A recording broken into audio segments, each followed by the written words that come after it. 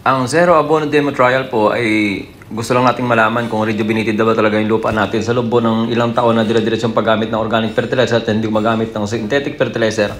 Ay pwede na bang taniman yung lupa ko kahit na walang gagamitin kahit anong klaseng abono? Hello mga kagrit, magandang araw po sa inyo lahat. I-recap lang po natin kung paano po natin ginawa yung tinatawag na Zero Abono Demo Trial. Una, pinatubigan at in-spiral natin yung ating pinag-anihan. Tapos kinahaponan tayo ay nag-paddy well. Then after that, tayo ay nagkalat ng mga dayami para pag-spray ko ng bioenzyme kasama yung dayami sa may isprayan ko. Ito po yung dayami galing sa pinagtirsira natin. Then, nag-spray po tayo ng bioenzyme, 2 takip ng bioenzyme per 16 liters of water. Itong bioenzyme mahalaga ito para madaling mabulok yung mga dayami, madaling mabulok yung putik, at lutong-luto bago tayo magsabog. Actually, sa lahat ng activity, ito yung pinaka mahalaga, yung pag-i-spray ng bioenzyme. Kasi yung mga dayami na yan, yung mga damo na yan, pag hindi natin nabulok yan po ay mainit sa palay, maninilaw ang dahon ng palay, mahihirapang lumaki ang palay ng normal. Then nagbabad na po tayo ng Jasmine 479. 6 na kilo lang po ang ginamit ko rito sa 1/4 hectare. January 10 tayo unang nag-spiral ng lupa. Then January 14 po tayo naglinang. Napakalambot na po ng lupa. Yan po ay resulta ng pagkaka-spray natin ng bioenzyme. Kitang-kita naman yung putik, talagang sobrang lambot. Kailangan ng halaman yan. Then pinadaanan natin ng pamplansa na saging at ready for sabog. Yan po, nagsabog na po ako ng napakadalang na Jasmine 479. 6 na kilo lang po sa 1/4 hectares. Madalit sabi, 24 kilos lang per hectare ang seeding rate. Then after 2 days, March 16, tayo po nag-spray na ng pre-emergent herbicide na Direct 800. Ang timpla ko po ay 120 ml per 16 liters of water. Bago ako nag-spray, dapat drain na po yung tubig. Tapos pan-type po na nozzle ang ginamit ko para sigurado. Ay pan-type na nozzle. Makikita nyo yung direction, pababa lang. Walang direction pataas. Pagka ganyan, wala kang malilibanan.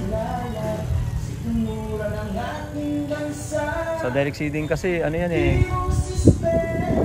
maalwan sa trabaho yan, pero dapat sensitive ka dyan, alam mong diskarte dahil pagka hindi, nako, supply ka dyan, sa damo ka sa supply dyan usually sa direct seeding. Pero pag na-perfect mo yan, yung dalang ng sabog, tapos yung pagtatanggal ng mga tubig before ka mag-spray ng herbicide, at saka minsan ang sumasablay sila dyan, yung hindi sila napapabayaan nila. Mga ilang araw na hindi pa sila nag-spray ng pre-emergent. Yan ang pinakasablay. Kasi pagpalagay mo, mapapatay mo yung damo, kaya lang ang problema mo yung palay na mga yung dating nandyan. Eh lalo na kung ibang variety yun, iba-ibang sisibo dyan. So after tayo nag-spray ng pandamo, plasing-plasing na ng tubig, so may mga bitak-bitak na po yan. Then pansinin niyo, mga 7 days, 6 days, or 8 days, meron na pong tinatawag na second generation ng mga damo na sumisibol. Ay mga dahon-dahon na yan. Yan po ay papatayin naman natin ang tinatawag na pagbababad. No? Bababara natin 2 days, 3 days. Pag may napansin, babad na po ang ginawa ko. Then after that, tayo po ay hindi na naglagay ng kahit anong klaseng organic fertilizer. Ang ginawa na lang natin ay nag-spray lang po tayo ng foliar na ProBio foliar fertilizer. Tapos sinamahan po natin ito ng mga insecticide para tuwing nag-i-spray po ako, naghahalo po ako ng insecticide para nang sa ganon ay yung tinatawag na early control ng lahat ng mga peste ay magagawa ko. Kasi ayaw ko po na manirahan muna yung peste dyan sa akin, dumami yung population bago ko pa sila patayin. So, ayan, pagdating po ng mga 30 days, sinukat ko yung palay, nasa isang talampakan ang haba, 1 feet. Then, yun lang, spray lang tayo ng insecticide. Usually, ang ginagamit kong insecticide yan, Terminator, tapos ProBio, tapos Nimbecidine. Yan po yung aking combination. Basta early stage po talaga ako nag-i-spray. Ayaw ko talaga na magkaroon ng damage sa early stage. Kaya marami pa akong i-spray niyan ng hanggang dating ng 45 days, hanggang 50 days. Yan na po yung last na spray natin hanggang 60 days. After that, ay wala na po tayong spray. Kaya wala na pong residue sa palay. Then ito na nga po yung palay natin. Makikita nyo naman po sa bunga na talagang maganda, mahaba at walang damage ang dahon.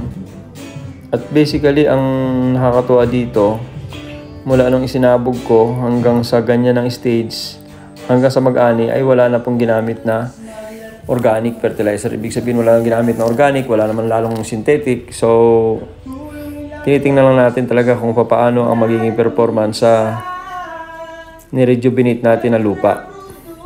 So, sa nakita ko po, syempre, dyan pa lang, as early as that, ay talagang, successful na. Ito po dito ay madilaw na po yung palay, pintog na pintog ang bunga, tirik na tirik ang flag leaf. So, natutuwa ako. Kasi, mukhang successful yung rejuvenated na lupa. Nalagaan lang natin yung lupa sa matagal na panahon na tayo magamit ng synthetic. At yan nga po yung resulta.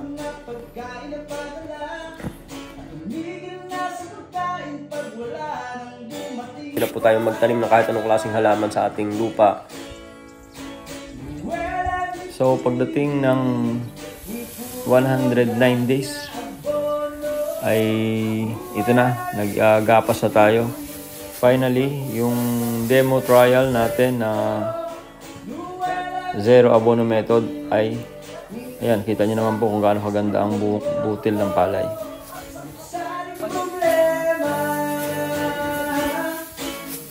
May solusyon tayo.